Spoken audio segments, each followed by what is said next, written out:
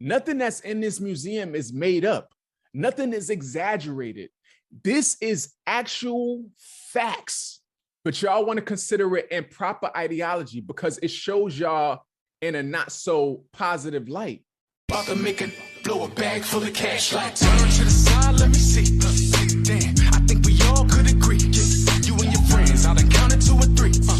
And you looking even better here with me. We don't need no dinner, you the no boo. Tell me where you're from, girl, is your logo?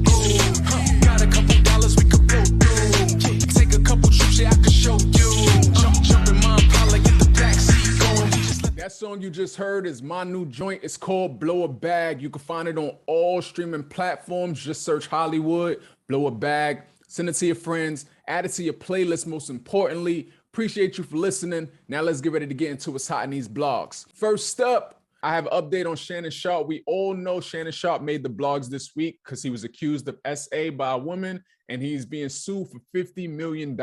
Shannon Sharpe is saying it's a money grab, that the relationship was consensual. He released text messages showing the type of relationship him and this woman had, which at times, if you read the text, was a little kinky and aggressive, talking about whips and dog collars and putting black babies in the person and all of these things. The woman is claiming that these text exchanges happened prior to the SA incident. So it's just a matter of he say, she say at this point. But it has now been revealed that Shannon Sharpe offered to settle out of court with this woman for $10 million prior to this all coming out. Shannon Sharpe's attorney is saying that this settlement offer wasn't an admission of any wrongdoing. It was just to avoid any public humiliation. Well, that's out the window. And when I first read about this $10 million settlement, I'm like, see, this is why you don't negotiate with terrorists. Now, I'm not saying this woman claims isn't true. I don't know. I wasn't there, but I will say Shannon Sharpe was very idiotic in this whole ordeal, because the reason why I say you don't negotiate with terrorists is because you claim Shannon, the reason he offered up this $10 million settlement was to avoid public humiliation, etc. I feel you opened up the door for them to feel she can get even more money. It's like, oh, word, he's offering 10 million to settle out of court. Bet we could get 50. It's like, I'm not settling with nobody if I know what I'm saying is true. So now here we are, you're still being humiliated publicly, and they're using your settlement offer as an admission of guilt. All I'm gonna say is, and for those who get it, to my black men, hopefully one day y'all learn y'all lesson.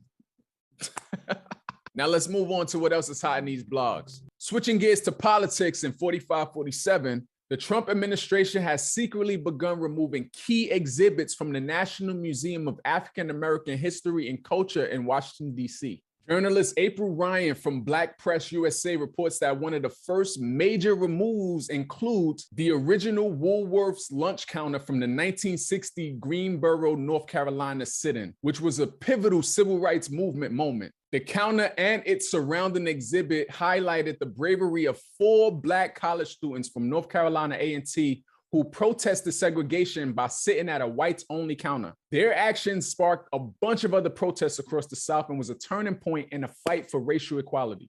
According to the Trump administration, the decision to remove this counter and other key exhibits in this museum is a move to reshape how American history is presented. Attorney Lindsay Halligan, she is a Trump ally now working in Washington. She has been tasked with identifying and eliminating what she calls improper ideology in Smithsonian institutions. According to the Post, Halligan believes current exhibits place too much emphasis on the country's darker history, which she says could divide the nation further.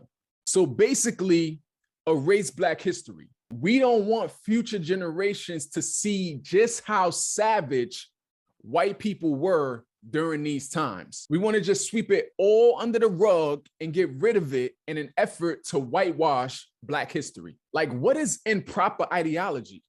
The truth? This stuff actually happened. Nothing that's in this museum is made up. Nothing is exaggerated. This is actual facts. But y'all want to consider it improper ideology because it shows y'all in a not so positive light. The truth, white people were savages during this time. The details of the things that Black people had to endure during these times is mind-blowing. beyond the surface of what we even know that is gut-wrenching and hard to watch, the stuff that we see in movies that's portrayed over and over, even beyond that, there's even darker things that has happened that isn't even shown.